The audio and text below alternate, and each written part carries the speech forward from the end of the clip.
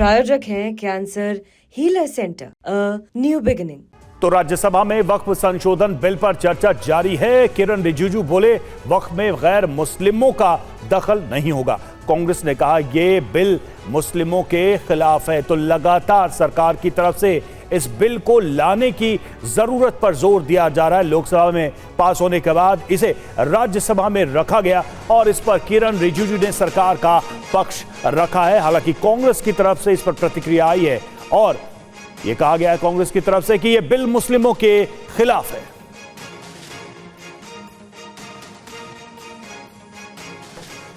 दो 2013 के बारे में आपको बताया, अब उसको थोड़ा सा अंदर घुस के आपको बताऊंगा और आपको भी सुन करके लगेगा कि आज कितना जरूरी था आज जो संशोधन बिल लेकर के हम यहां आया है। 2013 में ये जो कमेटी वगैरह जब बनाया, 5 मार्च 2014 में कमेटी 13 में गठन हुआ और पारित हुआ दोनों सदनों में।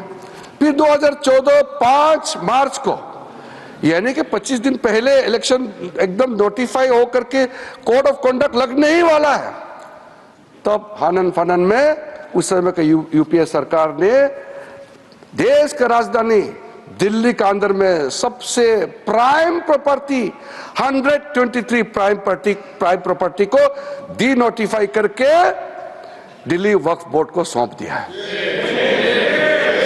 ये प्रॉपर्टी किस मिनिस्ट्री में आता था? Housing and urban affairs ministry का अंदर में आता है। तो आप सोच के देखिए, 1970 से केस चल रहा था और पेंडिंग है, कोर्ट को निर्णय करने दीजिए, वो पेंडिंग है। और ये सीजीओ कॉम्प्लेक्स वगैरह आप नाम सुनेंगे, लिस्ट बाद में मैं दे दूंगा। ऐसा प्राइम प्रॉपर्टी 123 प्रॉपर्टी को सीधा सीधा एक झटके में आपने हैंडओवर कर दिया। 2024 में फिर ये बिल इनको 2024 में इनको याद आ गया, वक्फ बोर्ड ड्रैकोनियन लॉ है, कम्युनिटी को अपील कर रहे हैं। 2024 में याद आया। क्यों 2024 में याद आया? 10 साल क्यों आपको याद नहीं आया? 2024 में इसलिए याद आया क्योंकि 400 का नारा इनको दिए थे, 240 में निपट गए थे। इनको बिल्कुल मेजॉरिटी नहीं मिली थी।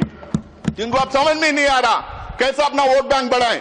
इनको यह समझ में नहीं आ रहा कौन सा मुद्दा उछालें, तो इन्होंने वक्फ बोर्ड को लेके आया, इस एक्ट को लेके आके कम्युनल पोलराइजेशन करने का काम कर रहे हैं। आप कह रहे हैं कि हम अपील कर रहे हैं, आप पोलराइज करना चाह रहे हैं।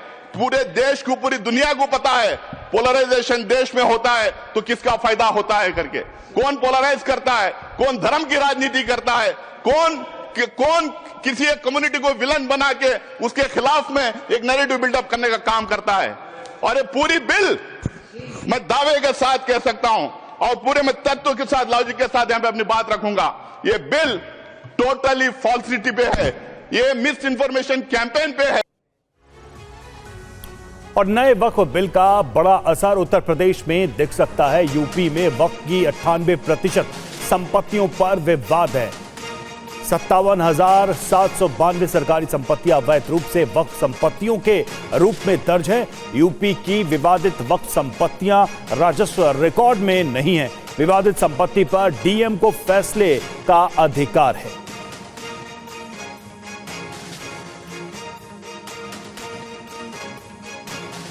उत्तर प्रदेश में सबसे ज्यादा वक्फ की प्रॉपर्टीज हैं, लेकिन सबसे ज्यादा विवादित मामले भी यही हैं। नए वक्फ बिल का बड़ा असर उत्तर प्रदेश में नजर आ सकता है।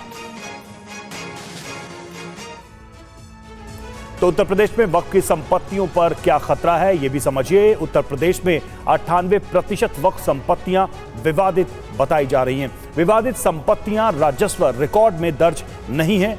57,792 संपत्तियां अधिकार से बाहर हो सकती हैं। विवादित जमीन पर डीएम फैसला ले सकते हैं। सभी विवादित जमीन ट्रिब्यूनल में लंबित हैं। सार्वजनिक उपयोग की जमीनें वक्फ में दर्ज हैं और रामपुर, हरदोई समेत कई जिलों में ऐसी शिकायतें पहले से ही दर्ज हैं।